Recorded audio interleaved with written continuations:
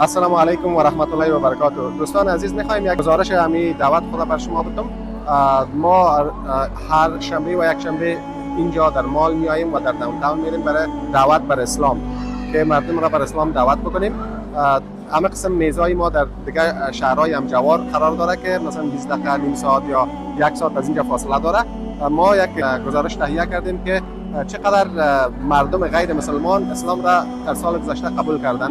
ما حدود 400 نفر در گزارش ما هست که من ان شاء الله هفته آینده اول لیست براتون میارم که اسلام پذیرفتن بعد از اینکه قرآن کریم خواندن. و تنها در میز ما که تنها روزهای شنبه و یک شنبه بعد از ظهر اینجا میاییم، حدود 100 الی 120 نفر اسلام را پذیرفتن و شهادت. امیدوار هستم برای ما دعا بکنین و ما الله سبحانه و تعالی را سپاسگزار هستیم که بتونیم در اینجا در امریکا مردم را بر اسلام دعوت بکنیم.